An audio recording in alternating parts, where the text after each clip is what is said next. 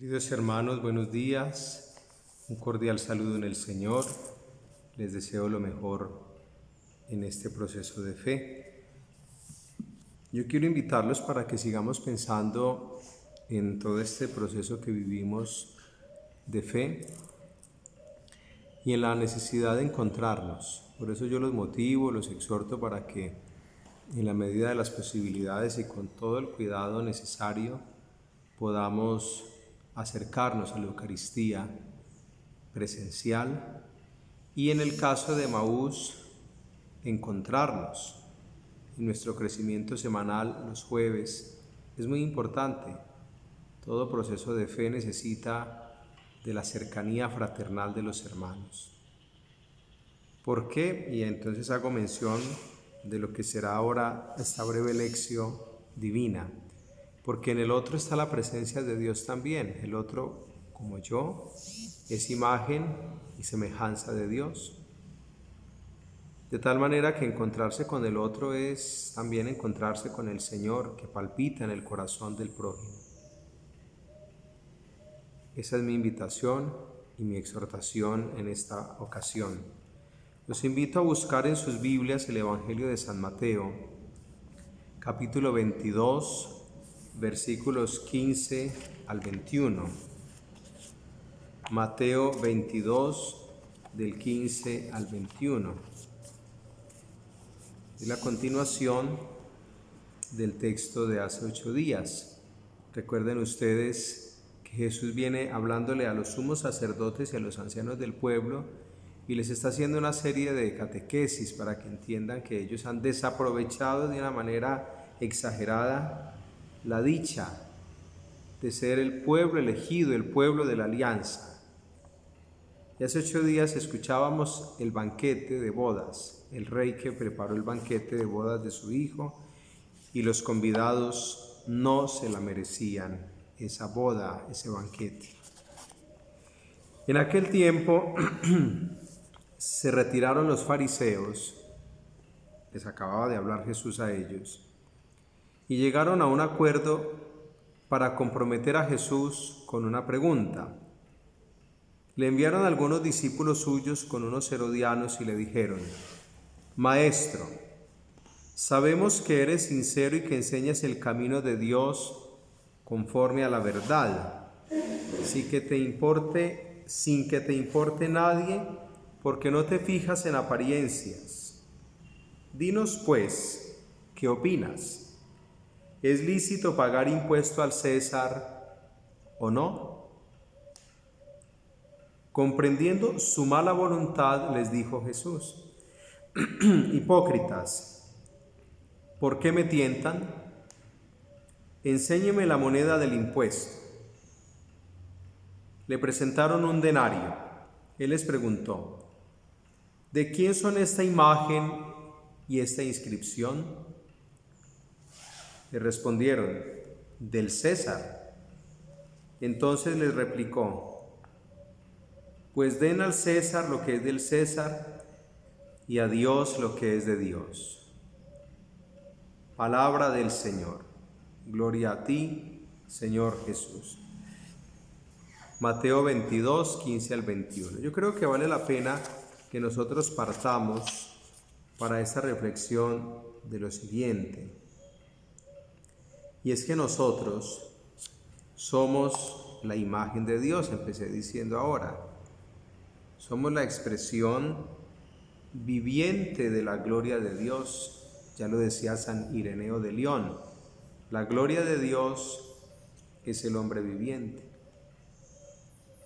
Por eso es tan importante que nosotros asumamos con seriedad lo que los evangelios nos van diciendo durante estos domingos. Nada de hipocresía, nada de fariseísmo, nada que signifique doblez de vida, una doble moral, una ambigüedad. Nada de eso nos lleva a Dios. De tal manera que nosotros tenemos que ser conscientes que la coherencia de vida, la unidad entre el pensamiento, la palabra y la acción son una consigna. Cuando hay doble moral, no hay paz interior. Cuando hay ambigüedades en la vida, no hay serenidad, siempre se vive bajo la sospecha. Por eso la imagen que nosotros somos, por ser obra de Dios, tiene que realizarse y expresarse plenamente en la santidad de nuestra vida. Eso tengámoslo muy presente, porque si estamos haciendo un camino de fe y hay una exigencia grande, una exigencia que nos pide a nosotros tener una altura moral, pues tenemos que ser consecuentes con ello. Y la meta última y más alta de la vida bautismal es la santidad. Por eso, cuando aquí estas personas, los fariseos, los sumos sacerdotes, los ancianos, le lanzan a Jesús preguntas capciosas, están reflejando que hay una división interior en sus corazones. De hecho, el mismo texto lo insinúa o lo dice abiertamente. Comprendiendo Jesús su mala voluntad, les dijo: hipócritas, ¿qué buscan ellos? Mantenerse, vivir del pueblo. Vivían de los diezmos de la gente. Esa élite religiosa judía se sintió dueña, como esta semana lo escuchábamos, del saber, de la llave de la sabiduría de Dios, y cierran la puerta, ni entran ni dejan entrar. Es decir, un egoísmo de fe que lo llevó a vaciar de fe su religiosidad. Y eso nos puede pasar a nosotros cruelmente, volver nuestra vida cristiana una vida de preceptos y de cumplimiento de ciertas acciones religiosas. Oigan bien, mas no una vivencia transformadora de nuestra vida por la fe profesada. Por eso yo les insisto, donde hay ambigüedad, no puede estar reinando Dios. Donde hay dobles morales, yo pienso, ¿cuántos de nosotros vivimos situaciones complejas? ¿Cuántas infidelidades en los hogares? Esposos que tienen enredos en la calle, o señoras también.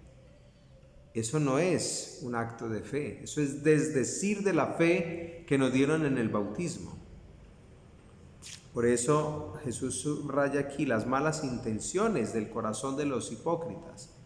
Cuando nuestra vida está interiormente fragmentada, estamos viviendo de malas intenciones, porque es que, ¿qué inspira al enemigo? La división, el pecado, la maldad, la no observancia de los mandamientos, la no práctica de la caridad y de la misericordia. Y eso nada tiene que ver con el Evangelio.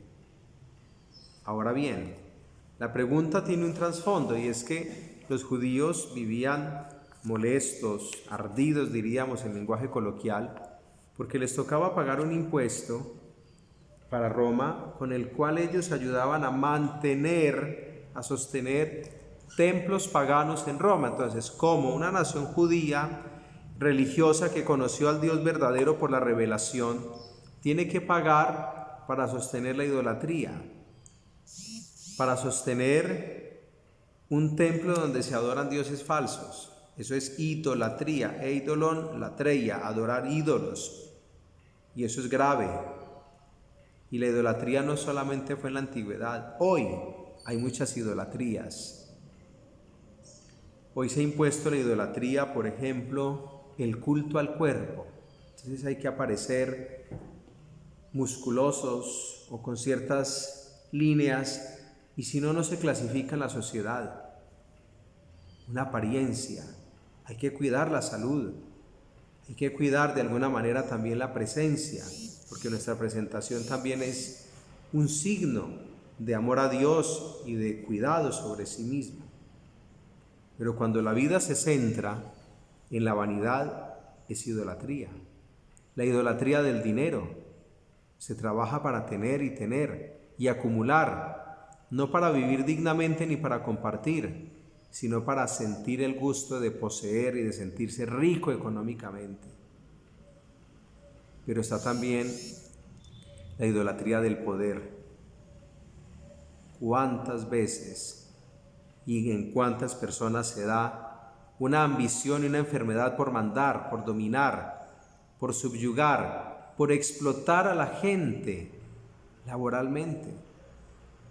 Bueno, que esto no ocurra en nuestras vidas y que todo este proceso nos ayude a nosotros a vivir una integridad de fe y de vida, que Jesús no nos tenga que decir hipócritas. Entonces ellos sentían rabia de tener que pagar un impuesto para algo que era totalmente contrario a su fe. Por eso la pregunta, ¿es lícito pagar impuesto al César o no? Es decir, están diciendo, ¿tú estarías de acuerdo que al pagar este impuesto nosotros apoyemos los cultos idolátricos? Esa es la pregunta capciosa. Como cuando le preguntan frente a la mujer sorprendida en adulterio, la ley de Moisés nos manda apedrear a estas mujeres, ¿tú qué dices? El que esté sin pecado, que le tire la primera piedra. O sea, nadie tiene derecho a juzgar ni a ser juez inmisericordia de la vida de los demás. La respuesta es sabia: a Dios lo que es de Dios y al César lo que es del César. Es decir, cumplan moralmente la norma. El Estado verá y tendrá que darle cuenta a Dios de cómo administra. Uno lo piensa, por ejemplo, haciendo relación con el libro de los Hechos de los Apóstoles. Nosotros obedecemos primero a Dios que a los hombres, y eso es justo, y es real, y es exacto. Cuando hay normas, leyes que van en contra de la moral, de la rectitud, de lo que nos enseña el Señor, nosotros no estamos obligados a cumplirlas. Que nos obligan a que hay que consumir marihuana, se me ocurre ese ejemplo, porque es que lo manda la ley. No. Por eso el tema de la objeción de conciencia. Médicos que tienen una conciencia formada cristianamente se oponen al aborto. No pueden obedecer, así impongan. Porque es que la imposición de una ley pensada y sancionada por una autoridad que moralmente vive mal y no tiene principios éticos, trae consecuencias devastadoras para una sociedad. Porque es como querer decir, se me ocurre este ejemplo descabellado, que para la pandemia nos pueden vacunar con gasolina o petróleo. No. Y acuérdense siempre de este principio. No siempre la opinión de las mayorías es la verdad. ¿Cuántas veces la opinión de las mayorías es el fruto de la manipulación de las conciencias? Es el fruto de escuchar discursos falsos, fundamentados sobre mentiras que buscan unas conveniencias personales. ¿Cuántas personas han llegado al poder así, mintiendo y engañando, y quieren legislar precisamente a su favor, a su beneficio, de acuerdo a su estilo de vida, de acuerdo a sus preferencias? Y el mal no se puede imponer jamás, y menos valerse de los instrumentos legales para imponer la maldad.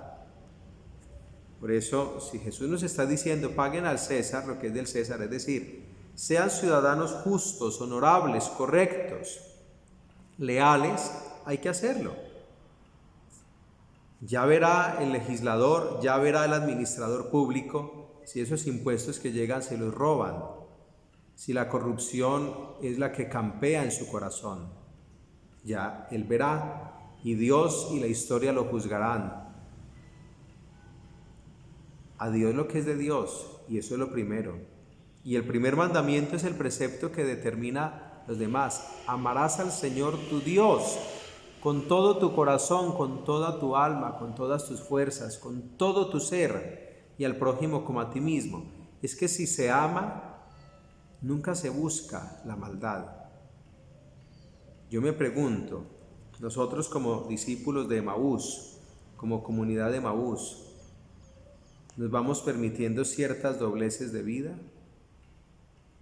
¿Vamos participando nosotros en ciertas acciones que son contrarias al Evangelio? ¿Le aconsejamos a la niña que resultó en embarazo que aborte, que lo mejor es que no se encarte? ¿Avalamos el que la gente viva en inmoralidades sexuales? ¿Acolitamos que la gente cultive ciertos vicios? ¿Que la avaricia haga presa de nuestra vida? Todo eso desdibuja la imagen de Dios en nosotros y ahí no hay búsqueda de santidad. ¿Somos nosotros radicales frente al pecado? ¿Lo confesamos? ¿O somos como discípulos de Emaús, de aquellos que como el común de tantos bautizados, yo no me confieso porque no tengo que decirle mis cosas a un pecador? Ojo, eso no es de gente de fe, eso es de paganos. Si el Señor ha dejado la Iglesia y en ella al Papa y a los obispos y nosotros los sacerdotes, y ha dejado unas normas, y la Iglesia tiene la autoridad de enseñarnos la palabra con su magisterio, hay que obedecer. Y allí se obedece primero a Dios que a los hombres. Yo los invito para que nos tomemos esto en serio, que revisemos nuestra vida, cómo está nuestra relación con el Señor, cómo nos comportamos nosotros como ciudadanos. ¿Será que la sociedad crece? ¿Nuestro país progresa cuando en lugar de suscitar fuerzas de comunión y de unidad, suscitamos división, polarizaciones y estamos socavando el bien común, sembrando en la gente ideas contrarias a la comunión y a lo que tanto les he dicho, que el poder está en la unidad? Un país dividido no llega a nada. Y cuando hay tantas polarizaciones políticas, ¿qué tenemos que decir nosotros los cristianos? Lo que decimos es el testimonio de vida y de unidad y de una comunidad como Emaús. Si estamos divididos, hacemos parte de la polarización. Si nos ven una comunidad fraterna y dicen como la palabra, miren cómo se aman, construimos comunión. Que donde estemos nosotros nos exijamos. Si no hay una exigencia moral sobre nuestra vida, una vigilancia permanente sobre nuestros actos y pensamientos y palabras, Jesús nos va a tener que decir hipócritas, porque vamos dejando llenar el corazón de malas intenciones. Que Dios nos ayude, que nos preserve del mal, que seamos ciudadanos justos y honestos, honorables, de palabra, buenas pagas, que no mintamos, que no nos emborrachemos, que no seamos infieles, jamás. Y que a Dios le demos lo que le corresponde. Y la mejor ofrenda, el mejor impuesto que podemos darle nosotros a Dios es la santidad de la vida. Que Dios les bendiga y les exhorto caritativa y cariñosamente, no dejen de venir a la Eucaristía del domingo. Ya nos lo advirtió el obispo el lunes pasado en el encuentro pastoral. No nos quedemos con una fe a domicilio, la misa desde la cama. Si usted puede venir, si no tiene riesgos, venga. Hay espacio para todos, cuidándonos responsablemente. En el nombre del Padre, y del Hijo, y del Espíritu Santo. Amén.